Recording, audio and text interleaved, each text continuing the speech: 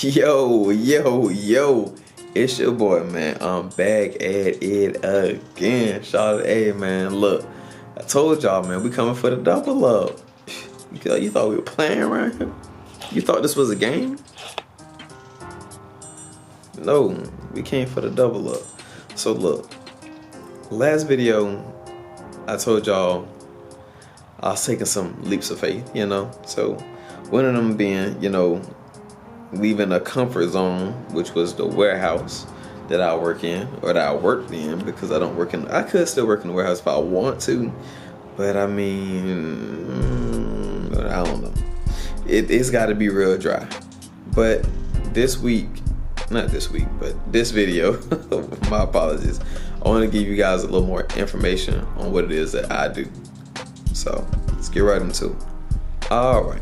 Now, I know y'all, some people might be a little confused. I might not know, You see, you scroll through my channel, you watch the videos here and there, sporadically, I'm trying to get you to join my channel, join the Wolf Gang, Wolf Pack, Wolf Nation. We going up 2022. Stay on the lookout.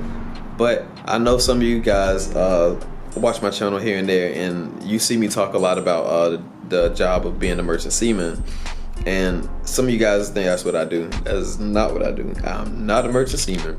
I don't travel from ship to ship and work as a deckhand or any of the stuff like that. No, I'm not a merchant seaman. I am a longshoreman. I work on the docks. I get on the ship, but that's just to like latch or drive cars off or like, pretty much that's pretty much it. Latch, take cars off. Cause on a container boat you unlatching. Or I do which I do at my job, I do drive trucks too. But we're gonna get into that and how much different jobs pay and the system of payment at my job and stuff like that. But I could get more into it if you guys are seeking that. But you would have to let me know if that's the information that you guys are looking for. But what I'm a longshoreman. That's what I do for a living. It's a pretty good paying job. I say it's the best paying job I've ever had, and I'm 25.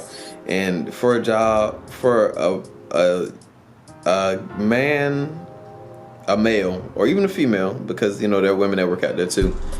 For a person who has no type of upper education, higher than high school, even if it's trade school or I didn't go to any kind of trade school or anything, or college or a junior college, JUCO, whatever, any of that stuff like that. I never did any of that.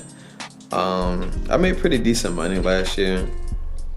I finished making over 40, which I feel like that's pretty good for somebody that didn't go to college. And and there's a lot of room to make a lot more money at my job, because even at that year I didn't make I made one of the lowest paying. I was doing one of the lowest paying jobs on the port. Like I said, I'm a longshoreman. I drive cars off ships. I drive cars on the ships. I drive semi trucks with containers on them, 40 foot, 45 foot, 20 foot containers with chassis and stuff like that around the port. I'll work the forklift. I can do container latching. There's a bunch of different jobs I can do at my job that is under that umbrella of longshoreman. And so it's pretty much a bunch of that, a bunch of jobs that are the ones that I named. So, but different jobs pay different amounts, and depending on what time, when you first worked for the union, you're going to be paid on the different pay scale. People that joined before, I think it was 2008 or 9 or 10 or something like that, you get top pay on everything, break boat, container boats, car boats, whatever. You're going to get the top rate, which for a container boat is 37, car boat is 31 or 32, something like that. And so I've gotten enough hours to make top pay on car boats, but with a container boat or break boat, which they do that like a container boat, I have to get 700 hours, a certain amount of years before it'll jump into the next bracket. It's like a tier system, and so I'm in like the second tier. So there's like tier 0 and then there's tier 1. I'm in tier 1 pretty much. And so there's like 3, 4, 5. It just goes up, and so until you hit the max. But I'm in the first tier, so I make 24 on container boats and like 31 on car boats. Break bulk I make 24, I believe. But like I said, different jobs pay different amounts. So if you like work on a car boat and you do heavy lift or heavy latching, you get paid like 35. I want to say 35 or 37 or something like that. I don't drive heavy. Usually I just drive regular cars or things like that. But for somebody that wants to become a longshoreman, I think different unions have different ways of like introducing people to the job. But the one thing you must do, you must pay the fee to join the union, which when I paid, it was $1,500, all one payment.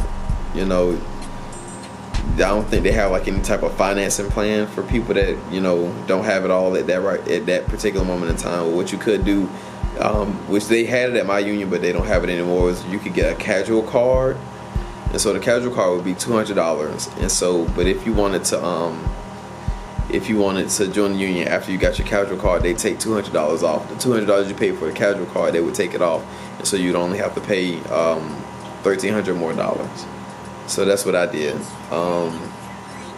But they also want you to come up to the union hall a few times and see how it is that the work is given out, because it's given out based on seniority, not it's off seniority. So every day, you're not going to work every day because you're there. You're going to work every day that enough work can get to your category and people pick you to do that job.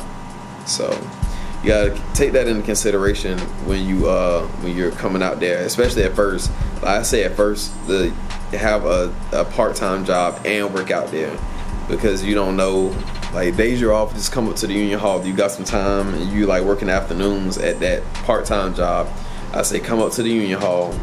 If you don't, if you get a job, you can leave at 12. If you have to go to work at 1, 2, 3, or 4 o'clock in the afternoon, I'm spending a lot. If you got to go to work at 1, 2, 3, 4 o'clock in the afternoon, you can get 4 hours on the books and then go to your job that you have to be at. Because being a longshoreman, you don't have to show up to work unless you push your card out and they pick you for a job, and in which case you've already basically agreed that, hey, I'm gonna come to this job at this time. When the work starts, I'll be there. But if you don't want to work, you just don't come up to the union hall. So it's really like you make your own schedule pretty much, especially like the higher seniority you get, you pretty much make your own schedule, as long as you're not like a regular somewhere. Because when I was regular in the warehouse, we had to, if we didn't come on Monday, we'd be like, we have to call the guy over to work, like, hey, I'm not gonna be able to make it on Monday. You're gonna have to get you another man for that day, whatever. But I don't know if all the regular positions work like that, but it's more regular. Like, if you're in the top number, if you're going to work or not. Versus like me, if I don't show up to the union hall, or if I do show up, it depends how much work there is determining whether if I go to work that day or not. So, there's pros and cons of both of them, and so you have to just, mitigate that risk, or have it determined in your head, like, hey, okay, there's going to be enough work. I got to go to the union hall so I can work this day, that day, and whatever, so I can get so I can pay my bills and feed my people. So you got to take all that in consideration. But if you guys are looking for more information on becoming a longshoreman, or what it is that the job entails, stuff like that, I could walk you guys through that. And I just but I came across a YouTuber just earlier today.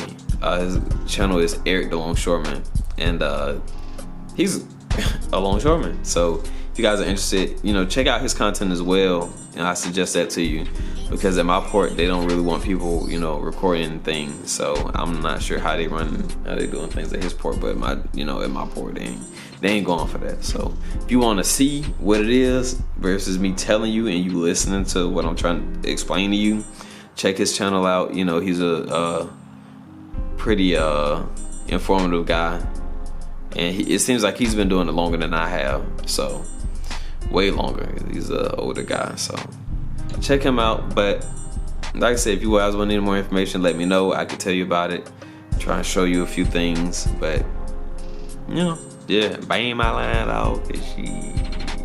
But that's it. That's a wrap for this video. I will catch you guys in the next one.